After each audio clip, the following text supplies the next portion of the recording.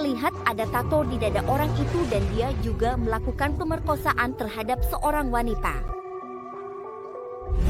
Pria kulit hitam itu benar-benar meniru gaya Oma, memotong seperti Oscar Osaka. Air liur keluar dari mulutnya seperti orang yang sangat tinggi.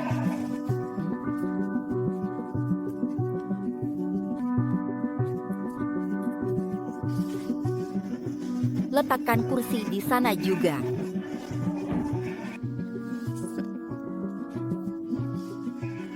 Kamu sudah melihatnya?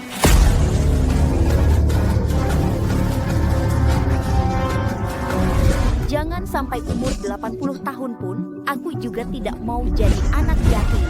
Cerita tentang dia dan aku adalah perjalanan yang sudah sangat panjang.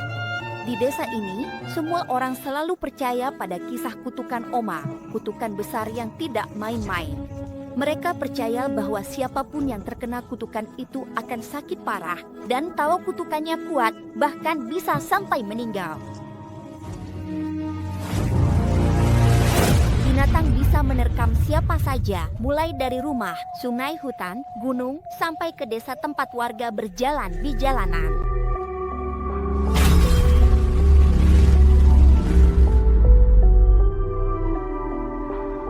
Aduh, mereka datang lagi. Kalian cepat masuk rumah. Liang Chen masuk ke dalam rumah. Nggak beres. Tutup tokonya, mereka datang ramai hari ini. Kalian cepat-cepat masuk rumah sekarang juga. Tolong, siapapun, tolong aku. Aku nggak kuat lagi, tolong aku. Aduh, datang lagi. Aku sudah berusaha sekuat tenaga untuk keluar. Sedikit lagi keluar, kepalaku sudah keluar. Tapi kepalaku sakit sekali. Satu kepala putih berat dari atas jendela, di atas kepala dan lemah. Judge-Mom menoleh ke belakang, lalu cepat-cepat sedikit lagi keluar ke atas.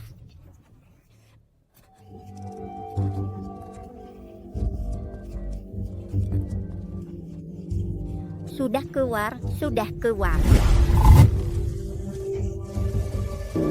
Lalu dia menarik sopnya sendiri. Bukan anak manusia, itu anak iblis yang memakan sok sendiri, tidak akan lahir lagi. Sudah pergi, sudah pergi, sudah pergi. Sudah keluar. 10 tahun telah berlalu.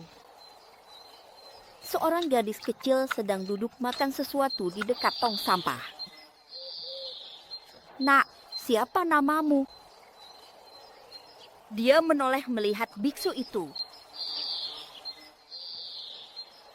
Kalau kamu belum punya nama, biar aku kasih nama untukmu. Tanun. Hanun menatap wajah biksu itu dengan rasa ingin tahu. Biksu itu memulurkan tangan kepadanya dan dia pun mengangkat tangan untuk menerima. Tiba-tiba biksu itu membawanya ke tanah. Coba-coba. Terima kasih. Ya sudah, semuanya cepat bertemu, selesaikan urusan dengan dia, lakukan tindakan dan segera kembali. Apakah memang ada sesuatu yang terjadi dan memang ada apa yang terjadi? Denny, anak ini keluar, dia anak yang nakal. Kenapa jadi begini? Ada apa sebenarnya? Hal terpenting adalah berbahagia. 5 tahun telah berlalu. Ini dia adalah cowok paling ganteng di kelas yang membuat semua cewek di kelas jatuh cinta padanya. Ini kenalkan Kak Di. Ya, terima kasih.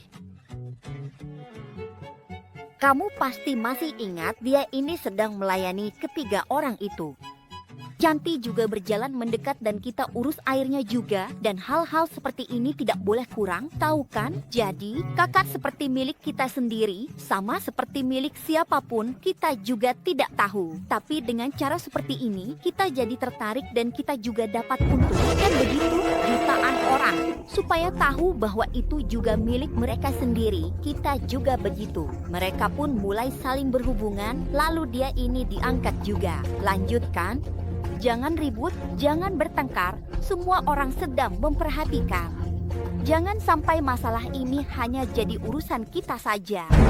Jangan khawatir, kamu mungkin sudah lelah dan sedang berdiri menatap mereka. Tiba-tiba ada laba-laba naik ke wajahmu. Besok, laba-laba itu keluar, lalu menginjak darah. Ini tidak mati. Mei juga. Tiba-tiba, semakin banyak laba-laba yang naik ke wajahnya. Pedang. YKM Boler. Mereka juga membawa Niang ketiga ke rumah guru. Kamu harus waspada, ini sangat menakutkan apa yang sebenarnya terjadi. Maksudnya seperti itu karena dia menginginkan sesuatu yang sudah dimiliki orang lain. Setelah pulang sekolah, Hanu selalu berjalan menjual kue untuk membawa uang pulang kepada ibunya di rumah.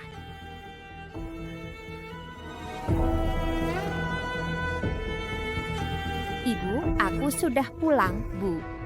Karena tidak melihat siapapun di rumah, dia pun berjalan mencari ibunya ke atas. Anakku, izinkan ibu tinggal bersamamu. Ibu sudah tidak ingin hidup lagi bersama denganmu, nak. Setelah berkata begitu, ia langsung mengambil pisau dan mencoba bunuh diri. Hanun berlari masuk untuk menghentikannya, memeluknya erat sambil berkata, jangan lakukan itu, Bu. Aku juga tidak mau menjadi yatim piatu.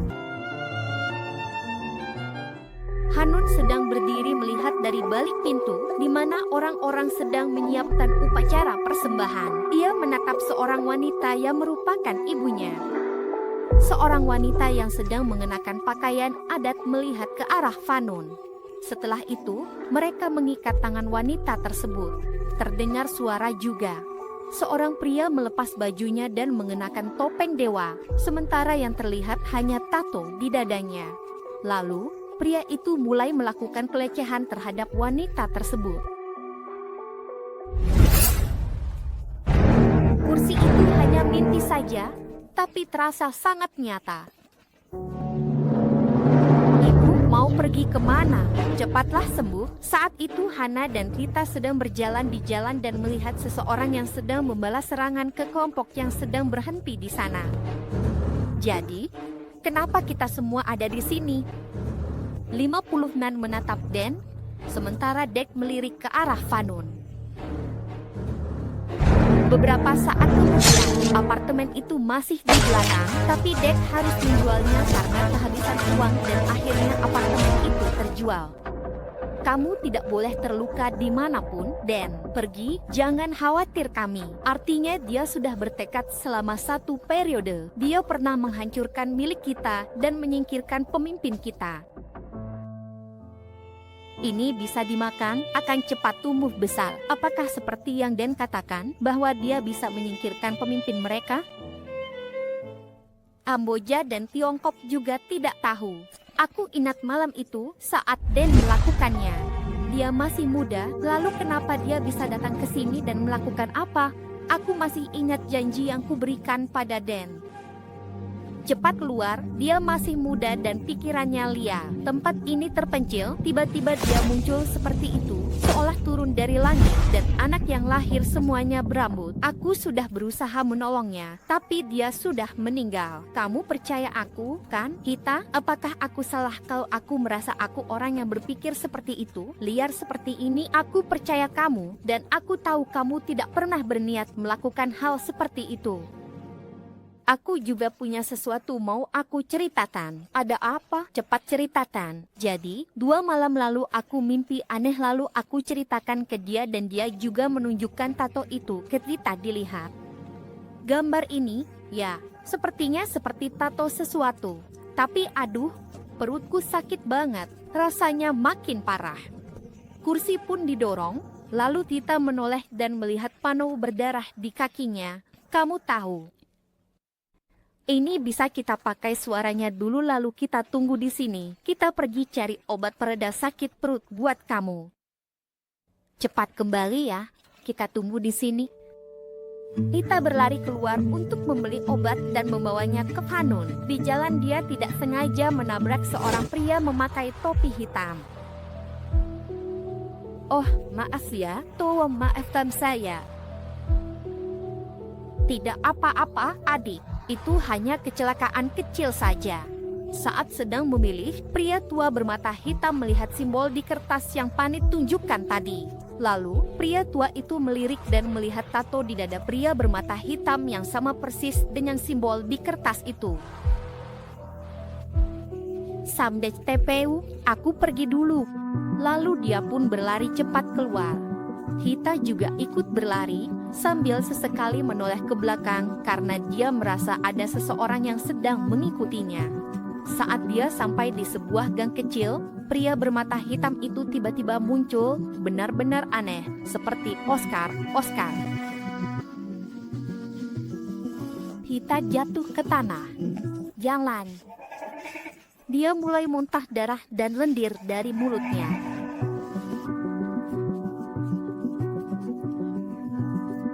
Tiba-tiba, dia memegang seekor katak, lalu mulai mengeluarkan ayam dan telinga dari tubuhnya.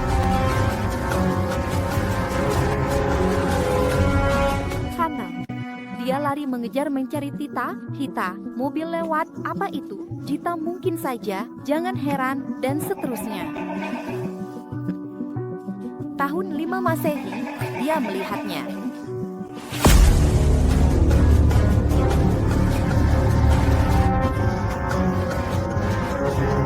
Satu-satunya milik kita adalah berjalan. Jadi, balas dendam itu untukmu. Diel Fanun bercermin, duduk termenung menangis di dalam kamarnya. Aku ingin seperti yang orang-orang katakan, benar kan? Kenapa seseorang harus mati saat masih dekat? Aku pun sedang menangis, tiba-tiba saja merasa seperti kulitku merinding. Tolong lihat, tolong aku. Ada apa denganku, Bu? Tolong aku, Bu. Dia terus mencoba mengetuk pintu. Tapi ibunya sudah mengunci pintu dari luar dan pergi. Kemudian, wajah dan tubuhnya mulai berdarah di seluruh tubuh. Saat dia masuk ke kelas, semua orang di sana langsung mati karenanya. Wah, dia benar-benar terlihat sangat berbeda. Dari mana dia habis makeover ya? Gadis itu memang menarik perhatian. Saat jam istirahat, Chanti diam-diam melihat Fanun sedang duduk dan berbicara dengan Bi. Penampilan Panit benar-benar membuatku terkejut hari ini. Hanu terlihat sangat cantik dan berbeda sekali. Kamu pernah bicara denganku belum? Hari ini kamu datang belajar denganku. Aku belum pernah punya kesempatan bicara, kan? Nanti malam, aku ada satu hal yang ingin kamu percaya padaku. Boleh nggak? Selalu selamat datang. Jadi, Hanun mau pergi kemana? Itu adalah candi yang dijadikan tempat segala hal seperti agama. Kamu, Cupil, sudah pernah lihat tempat itu. Itulah kenapa jangan bersedih di tempat itu lagi. Mereka pun berjalan masuk ke dalam. Tempat ini terlihat seperti tempat yang sudah ditinggalkan. Tidak juga, kelihatannya masih ada orang yang datang berdoa setiap hari, Pak Mototum yang baru.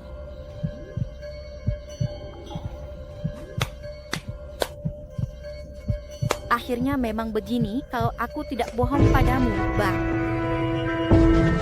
Apa yang sudah kamu lakukan? Aku melihat ini, bicara dengannya, bertanya padanya. Dia hanya ingin dia datang ke sini. Tiba-tiba, ternyata ada banyak orang yang keluar pada jam itu. Kamu belajar dan membawanya untuk dilakukan di sini. Tokoh utama membawanya pergi. Kita sudah bernyanyi selama 14 tahun dan dia benar-benar membuang-buang waktu. Dia adalah penerus agama kita karena kita telah mengirimnya bersama dia. Ini berarti Anda adalah, dan dia bukanlah ibu Anda. Dia hanya dibayar untuk melahirkan anak agar agama ini bisa terus berlanjut, itu saja. Mereka juga menangkap Panun dan mengikat tangannya di kuil. Dia melihat seorang pria yang memiliki tato di dadanya. Itu mungkin. Kamu adalah ayah kami, dan sekarang mungkin ada seorang wanita bersama sang juara, yang sebenarnya adalah binatang di atas panggung, bukan manusia. Benar, dan kita melakukan ini demi agama kita semua, bukan begitu? Benar, dan biarkan saja. Mereka akan pergi ke binatang yang ada di atas panggung itu. Kepala sekolah itu pun mulai merekam untuk memastikan semuanya sesuai dengan agama. Lalu dia juga membawa patung dewa agama untuk dipakaikan kepada mereka sebagai persiapan. Terdengar suara tembakan. Kami pun berhenti, dan polisi segera mengepung seluruh kejadian ini. Len pun berlari untuk menyelamatkan Panun. Len, kamu tidak membenciku, kan? Aku sudah menyelidiki dan tahu dia tak terlibat perbuatan gelap apapun. Dia malah membantu para biksu korban, juga ibuku yang meninggal saat itu. Sekarang orang-orang pun bilang hal yang sama tentang dirinya kepadaku. Artinya, dia memang berusaha membantu semua orang. Akhirnya, pemimpin utama agama itu ditembak mati oleh polisi dan orang-orang yang terlibat juga ditangkap serta dipenjara.